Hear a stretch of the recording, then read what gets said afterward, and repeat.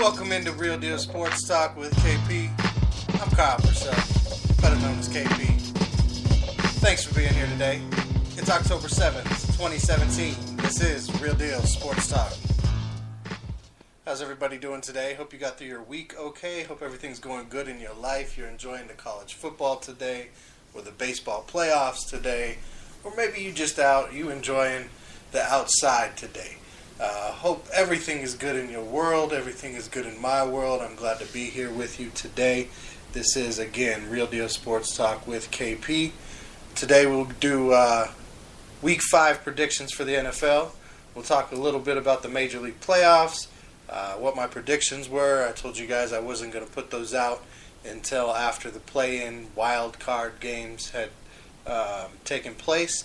I did put those out on Facebook and Twitter earlier this week, so I'll reiterate my predictions for these divisional rounds as we go into get ready for the championship rounds up next. And, of course, the hot topic this week, what is funny, what is sexist, Cam Newton and his yogurt. We'll get to that at the end of the show. But let's get right into it. Let's go ahead and hit into the Week 5 predictions. I did take an upset Thursday night. I thought the Buccaneers were going to pull it off. I thought the Patriots had just enough holes, would put up just enough fight, but ultimately I thought the Bucs would pull it off. And if Nick Folk could make a field goal, they would have. So I did not get the Thursday night game right. I took the Bucs over the Patriots in that game. I was close, but they just could not convert when they got down into the Patriots side of the field. Thanks to that rough kicking game the Tampa Bay Buccaneers have had to endure now for the last 2 seasons. The kicking game, I'll tell you what, there's nothing worse in the NFL than the kicking game. One, they're not considered real football players, right? They don't have to do the same things. They're only out there just to kick. Training camp's different for them. They get to spend a lot of time golfing. Things like that you hear about kickers. But when it comes right down to it, if you have a good kicker and you don't have to worry about it, or even if he does miss a kick, you know he's going to come back next time, his head's going to be right, then there's nothing better as a fan or as a team. You love that guy. The Detroit Lions getting Matt Prater from Denver a few years ago. Thank you very much. You'd let us go from Jason Hanson to Matt Prater. Appreciate it. We'll take it every day. We know if Prater misses one, he's going to get us 5, 10 more in a row. He's going to get us 50-yard field goals. He might get us some 60-yard field goals. So as much as we come down on kickers and as much as we can blame it on them when they miss, and boy was it bad for Folk on Thursday night, he missed a 31-yard field goal at one point. I don't even know what to say about that. That's what you get paid to do. There's probably 1,000 guys waiting in the wings right now that can make a 31-yard field goal. I'm not one of them, don't get me wrong. But there's a lot of converted Aussie rule players, soccer players, college kickers, high school kickers, female kickers, who could jump in right now and kick a 31-yard field goal. But anyway, I got the Thursday night game wrong. I digress. We'll talk about kickers another time. Let's move into the Sunday games tomorrow, October 8th. We have 8 games on the early schedule Sunday, starting with the Jets and Browns. Honestly, I'm shocked the Jets have won so far this season. I'm also surprised the Browns haven't picked up at least one so far this season. I'm taking the Browns at home. Call me a victim of pain or whatever you want to call me for picking the Browns. But I think the Browns got enough talent. You see them putting these pieces together. You see them starting to figure little things out. I like their drafts over the last few years. I like their roster right now more than I like the Jets roster. So I'm taking the Browns at home to beat the Jets. I'm taking my Lions to beat the Panthers. I think the Lions are a more solid team right now. Panthers defense is playing pretty solid. I have no faith in Cam as a quarterback. You guys know that. I still think he's struggling with the short pass. They've done pretty well with the loss of Greg Olsen, but I'll take the Lions in a close one at home against Carolina. Colts 49ers. I'm going to take the 49ers to win in a close game here. I know the Colts are at home. I know Jacoby Brissett has been playing with some confidence, some bravado. You got Frank Gore going against his former team. He's within 10 yards of taking over 8th place or 7th place on the all-time rushing list. But with the way the 49ers have been chipping away, fighting, I think this is a week against a Colts team where maybe they're able to get over the hump and pull that one out. Next game, Titans at Dolphins. This one's rough. Mariota is most likely not playing. I haven't heard any reports saying that he will be playing. The Dolphins, who knows what's going on right now with the Dolphins. They are sans identity. They don't know what they're doing on offense. They don't have a true, we're going to be a running game, a passing team. There's no balance going on with the play calling right now. The defense is okay. You know, we've expected a lot from that Miami defense ever since Ndamukong Suh went down there, and they've always been average at best. Tennessee's offensive line is solid. Running game has been in and out this year. I'll go ahead and go with the home team in this game with Mariota out, and I'll take the Dolphins in a close one just because they're the home team. Buffalo at Cincinnati. Buffalo's on a nice little roll right now. They beat Denver, went into next week, beat Atlanta. Cincinnati's starting to play better. They finally woke up and got their head out of their ass a little bit. But that confidence that Buffalo has going, I think it rolls through this week. I don't think what Cincinnati has been putting together is enough to go against what Buffalo has confidence-wise, their physicality. Now, the speed of Cincinnati could be one issue. But the bravado of that young Bills secondary right now, the confidence they're playing with after the last 2 weeks, I got to give the nod to Buffalo. Again, this could be another close game this week. Next 1 o'clock early game, we have the LA Chargers at the New York Giants. Again, the Chargers, they love to lose a close game. The Giants can't get out of their own way to win a game. Who do you go with here? Give the nod to the home team. The Chargers like to lose them close. The Giants are playing at home. They need to get a win. I'll take the Giants over the Chargers in this one just because, again, they are the home team and they need it more. The Jaguars at the Steelers. I will take the Steelers to hold home field in this game, but expect the Jaguars to cause them some problems. Eagles and Cardinals, the last early game tomorrow on the docket. You got to go with the Eagles at home on this one. The Cardinals have not been playing all that well at all this year. The loss of David Johnson has been huge for the Cardinals. They're not getting the same kind of anywhere near the same production out of Chris Johnson.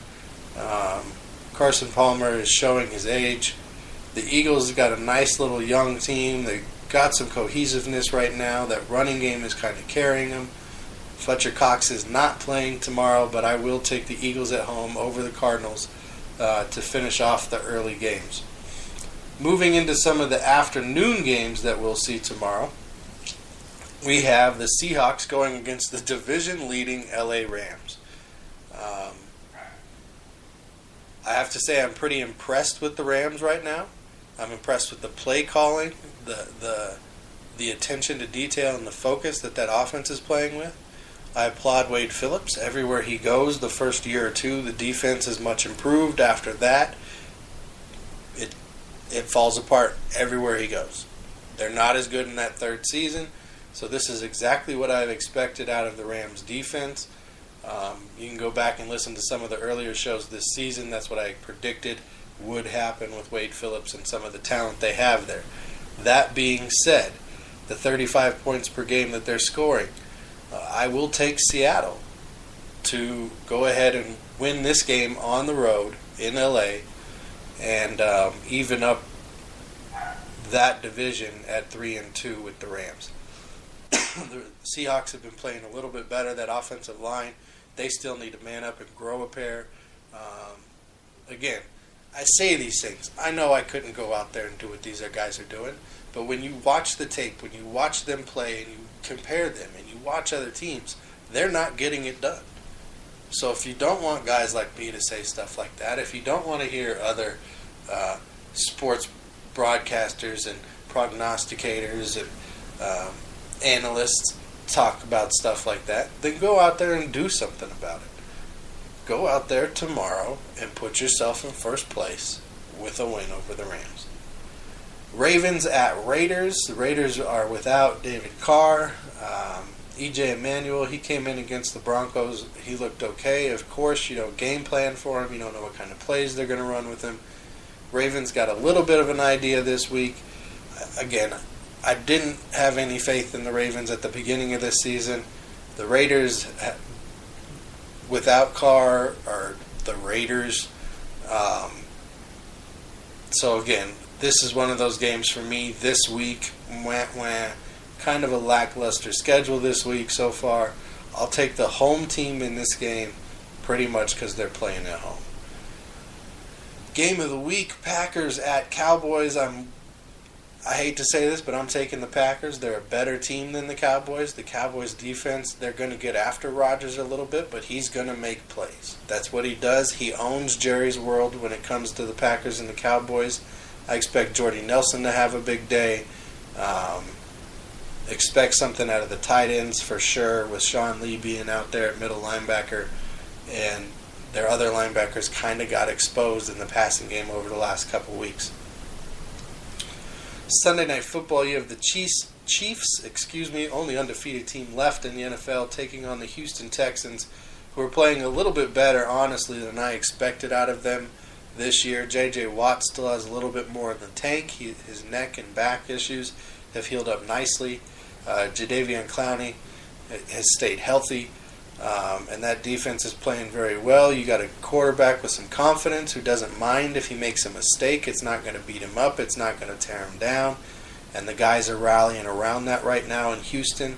But this Chiefs defense is another thing. This is going to come down to the defenses in this game. Believe me when I say that. Kareem Hunt, he's been a stud, but they are going to game plan him in this game.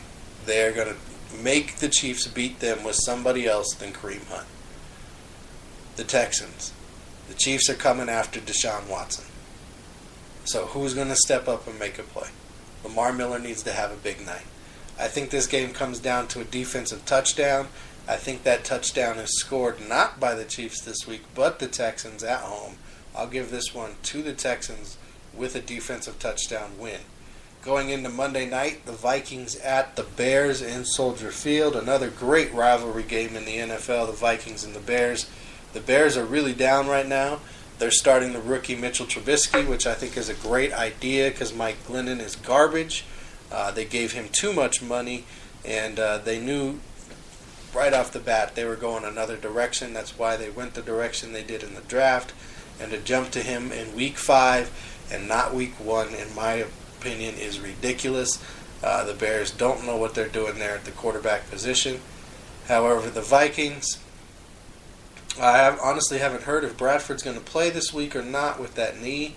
If Keenum goes, this game could be closer than it would if Bradford plays. But I will take the Vikings to beat the Bears in Trubisky's home start on Monday Night Football. I think it's a little too much to ask of the rookie, but he's going to get some good experience, and we'll see if he can develop into an NFL quarterback. Who knows? It's Chicago. Either team loses, it's better for Detroit in that division. So that's how I look at it. Those are my predictions for the week. Agree or disagree, feel free. Get at me. Get at me on Facebook at Real Deal Sports Talk with KP. Get at me on Twitter at RealDealKVP. I welcome it. You can email the show, rdst.wkp@gmail.com. So all of these ways, go ahead, check out the website, realdealsportstalkwithkp.com. There's ways to reach out if you disagree, if you want to chat. Maybe we'll get you on the air. It's all good. It's all sports. And that's what we love to do. Moving on to the Major League Baseball playoffs. This is my favorite time of year for baseball because the season is just so freaking long. But the wild card play-in game rounds are out. They're done. We're deep into the divisional series already. But to catch everybody up, the Yankees did beat the Twins 8-4 in their wild card round, and the Diamondbacks got all over the Rockies 11-8 in their wild card round game. And moving into the divisional series then, the Diamondbacks, that put them up against the Dodgers, and it put the Yankees up against the Cleveland Indians. Right now, Cleveland is leading the series after a thriller yesterday that went into 13 innings. They lead the series 2-0 on the American League side. The Astros, after beating the Red Sox 2 games 8-2, they also lead that series 2-0. I did take the Indians and the Astros in both of those series. On the National League side, I took the Diamondbacks and the Cubs. The Cubs right now lead the series 1-0, and they are up 3-1 in the bottom of the 8th, so they could extend their lead to 2-0 over the Nationals.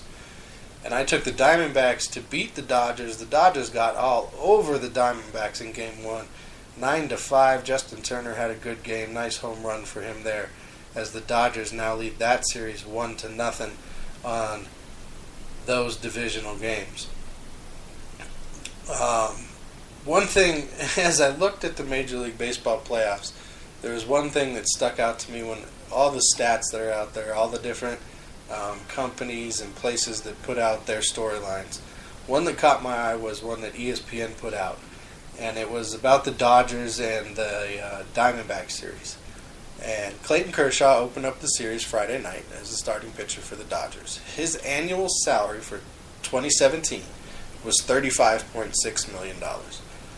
Crazy money. I know it's ridiculous. That's baseball money. He's the highest paid player in baseball. But what's even more funny about that is the entire starting lineup for the Arizona Diamondbacks yesterday, 1 through 9, their total annual salary for 2017 only comes in at $34.5 million. A cool $1.1 million less than Clayton Kershaw. That says something about what the Diamondbacks are being able to do as a team. Some of the deals that their front office people were able to get to put that team together is pretty good. Pretty amazing, actually. And it shows that you don't always have to have the highest paid player to get where you want to be. I am picking that lowly $31.5 million lineup to beat the Dodgers, so I hope they continue playing well as a team and prove me right as they move forward. Alright, it's that time of the show where we're going to get real quick, okay? It's the hot button topic of the week. Was it funny? Was it sexist? We're going to discuss it. We're going to talk about it a little bit. I'm going to give my opinion. I'm going to break some stuff down. We're going to talk about some of the women that are out there doing their thing. But first, the definition of funny. Because this is where it all comes down to. Cam went out there. He made his comments, right? The reporter said, let me get this straight. Jordan Rodriguez, one of 2 beat writers for the Panthers, for the Charlotte Observer, asked Cam Newton, I know you take a lot of pride in seeing your receivers play well. Devin Funchess has seemed to really embrace the physicality of his routes and getting those extra yards. Does that give you a little bit of enjoyment to see him kind of truck sticking people out there? Good question. Great question as a reporter. Female or male or not. You're covering the game of football. You showed some understanding. You showed that you're paying attention. Very good question. Good for Jordan. Cam Newton then, after hearing the question, smirks a little bit, and he gives this answer. It's funny to hear a female talk about routes then he gives a big smile, and he says, it's funny, kind of giggling. Heavy emphasis on the word routes. And the first time I saw this, honestly, the first thing I thought was, he didn't mean to offend it. He didn't mean it how that sounded. That's an immature guy who's in the public eye who did not take enough time to put his thoughts together. Well, then it comes out that Cam didn't do any better later on after that. He didn't apologize in the moment. And Jordan says that she talked to him later in the locker room. And he made it worse. In her eyes, he made it worse. And that she wasn't going to share that stuff because she valued her job and her position, and she didn't want to start putting opinions out there. But her colleague, Scott Fowler, he did detail the incident. And I'm getting this, honestly, right now I am taking this information and reading it from my man Carlos Monarez of the Detroit Free Press. I read a lot of what they say. But he says that Scott Fowler detailed what did go down after that. And he said that he doubled down, basically, and told Jordan that she didn't really know what routes were being run, only which receivers were open. And then he said that he took it a step further and said that he should have said it was funny to hear reporters in general talk about routes. So hearing that after the fact led me to think, okay, there was a little bit of what I thought initially to what he was saying. He did not mean to offend or go after or to attack women per se. Now his behavior, his position, the way he said it, the way he did not fix it, in the moment were issues. Now people tried to break down the reporter. They found stuff she had done in her past that was equally, if not more, messed up and wrong with her racial tweets, as much as this has been taken to be sexist for Cam Newton. But you look at the word funny, the definition. First definition, adjective, causing laughter or amusement, humorous.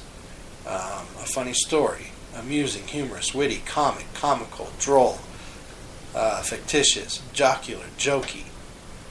Also, difficult to explain or understand, strange. Now, if Cam could have said the same comment, but not giggled, not looked like an immature boy, and still used the word funny, the second definition is how I took it initially. But then that got me to think, okay, what is the definition of sexism? Prejudice, stereotyping, or discrimination, typically against women on the basis of sex. So because he then emphasized with the word female, instead of reporters, like he said he should have said it in general later, that made his comment sexist, intent or not. That is something that I've learned in my personal life as I've tried to become a better person. It's not always my intent of my words, but how they come across that's really the most important thing. And I think that's a hard thing for any of us to do, to really have the intent of our words be what comes across. Because I can intend a whole lot of things with what I'm saying, but how you take them, how they affect you, that's the real meaning of it. And that's what was lost in this situation until Cam came out with his apology later. And he brought up his daughters and what he stands for, and the work he does in the community, and how he wants people to be better than him. And it brought up this whole conversation this week about women in sports and women in football, and do they have a place? And yes, they have a place, and look at all of their accomplishments. And women definitely have a place in football. Women can play football. Will it be easy for a female athlete to get to the level of the NFL? No, it won't be. I'm going to be flat out real and honest about it. That is not going to be an easy task. Could it someday happen? Yes, it someday could happen. Does it have to be at the position of kicker? No, it doesn't. By all means, if you want to go out there and you want to try and you want to play, I say give them the chance. There's no problem with it. It is up to the men on the field to not then treat them any differently and to let them be a football player. If they get hurt like any other football player. If they succeed like any other football player. It's sport, it's competition, it's athleticism. I'm fine with all of it. I'm fine with how that goes. I also understand, from my point of view, from how I took it, what Cam Newton was meaning when he said it was funny to hear a female talk about routes. Yes, there are females in football. Yes, there are females who cover football. Yes, there are females who coach football, who play football, who are successful football, who are owners, who are CEOs, who run teams. All of that exists, but it's not the norm. That makes it strange, that makes it different. By definition, funny. But intent did not match what he then said, or how it was perceived and taken. Now, there's women who have done stuff. I mean, I Googled it. The list is unbelievably long, from youth sports, high school level, the college level, the pro level, the semi-pros, women, professional female leagues that have taken place dating back to the 70s, to coaching, to commentators, to the front office workers, to owners, to referees. We have the first female referee, Sarah Thomas. We have Shannon Easton in 2012. We have female owners from the Chicago Cardinals way back when they were Chicago Cardinals. Carol Davis of the Oakland Raiders. Georgia Frontier, the St. Louis Rams before Sam Kroenke bought the team. Virginia Hallis of the Chicago Bears at one point. Sharon Hunt, current co-owner of the Kansas City Chiefs. Linda McMahon, part owner in the XFL, Vince McMahon's wife. Kim Pegula, the pending majority owner of the Buffalo Bills, of the Pegula family. And I know I might be saying that wrong. I apologize if I did. The current controlling owner of the trust that owns the Buffalo Bills, Mary McLean Wilson, Denise DeBartolo, current co-owner of the San Francisco 49ers, Martha Firestone Ford, current owner of the Detroit Lions, and Amy Adams Strunk, the current owner of the Tennessee Titans, all playing huge roles in football right now. Front office staff, like I said, there's scouts, there's CEOs, there's team executives, there's general managers in the Canadian Football League where women are doing their thing. There's commentators. Some of the female commentators that are out there are the best on the sidelines. They're doing their thing. Robin Roberts, Erin Andrews, just to name a couple. There's coaches on every level. The 49ers have a coach this season, in fact. Katie Sowers. She's coaching there in San Francisco, and she's representing and doing her thing for the 49ers. NFL.com, influential women in football. Kim Pegula, Amy Trask, Dee Haslam, Martha Firestone Ford, Amy Adams Strunk, Beth Mowens, Catherine Smith, who's a coach for the Buffalo Bills, Katie Blackburn, she's the executive vice president of the Bengals, Sarah Thomas, the referee, Jacqueline Davidson, she's one of the top negotiators for the Jets, Charlotte Jones, she's the executive vice president and the chief brand officer for the Cowboys. Janine Bonk, she currently the Los Angeles Chargers executive president and COO. There's Hannah Gordon and the 49ers general counsel. Dawn Aponte, she's a former Dolphins executive vice president of football operations. Shireen Williams, veteran sports writer, first female selector to the Pro Football Hall of Fame. So women play a very important role in what's going on in modern football. Their interest is growing, their participation is growing on all levels. There's the little league girl from Pennsylvania who her videos have gone viral and she's doing her thing, tearing it up on the field. So I mean, it's there. But to jump to the sexist thing so fast, it makes me wonder, why do we sensationalize everything so much in this country? And Emmitt Smith made a good point. He wonders why we expect so much from the athletes like Cam Newton who make these mistakes or live these lifestyles or believe these things, but not from our president, not from Donald Trump. He can go and say what he says, but he's still the president. There's still not the outcry over what he said. But Oikos, they're going to go ahead and pull endorsements. We're going to pull this man's money because of what he said, because of how it affected a population, because now we can take this stance publicly and make money off of it. We sensationalize these things. Was Cam Newton right in what he said? No, because of the way he said it. Had he explained himself a little differently or been in a different atmosphere when he said what he said, it could have come across the right way. It is strange. It is different. It is sometimes funny to hear reporters ask questions when they don't know the game plan. I can only imagine when NFL players sit back and listen to shows like mine or other radio shows where people are debating on what their performance was and what they should have been doing, and they were not in the game plan room. They were not there when the play were called. They don't understand the assignments. All they know, like he said, is what they see, who was open, what was going on, who didn't or didn't do something at the point the ball was. There's a lot more that goes on to it. Just like Pro Football Focus and why people have issues with them. It doesn't take into account what's going on the field. It takes into account what we think we see. What we know is he's come out and apologized. What we know is he has 2 daughters. And if he's going to teach sexism to his daughters, that makes him a horrible father. I'd like to give him the benefit of the doubt that he's not a horrible father, that he's an immature man who's got room to grow.